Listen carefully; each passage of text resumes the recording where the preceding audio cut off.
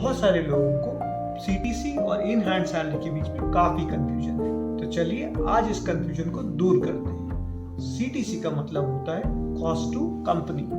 इसका मतलब वो अमाउंट होता है जो एक कंपनी अपने एम्प्लॉय के ऊपर स्पेंड करती है फॉर हिज वर्क। और इन हैंड सैलरी का मतलब होता है वो अमाउंट जो एक एम्प्लॉय फाइनली अपने साथ घर लेके जाता है। अगर हमें सीटीसी में से इन हैंड सैलरी तक पहुंचना है तो हमें काफी सारी चीजों को डिडक्ट करना पड़ता है। तो इसमें जो सबसे पहली चीज हम डिडक्ट करते हैं वो है प्रोविडेंट फंड या पीएफ। पीएफ की वैल्यू होती है 12% of the basic salary of the employee. Second चीज जो हम इसमें डिडक्ट करते हैं वो है ईएसआई।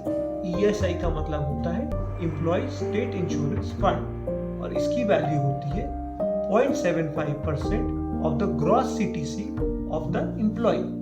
लेकिन ये हर केस में एप्लीकेबल नहीं होती है। तभी एप्लीकेबल होती है अगर एक एम्प्लॉय की gross CTC, gross monthly CTC 21,000 रुपए से कम होती है। अगर उससे ज्यादा ये होती है तो इसकी वैल्यू 0 हो जाती है।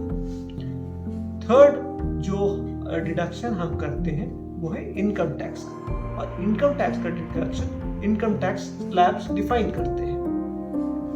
फोर्थ जो हम डिडक्शन करते हैं वो है प्रोफेशनल टैक्स का। मैंने प्रोफेशनल टैक्स को लास्ट में इसलिए बोला है क्योंकि ये कई स्टेट्स में एप्लीकेबल है और कई स्टेट्स में एप्लीकेबल नहीं है। जैसे कि ये महाराष्ट्र, कर्नाटक, वेस्ट बंगाल में एप्लीकेबल है, कई स्टेट्स में नहीं है।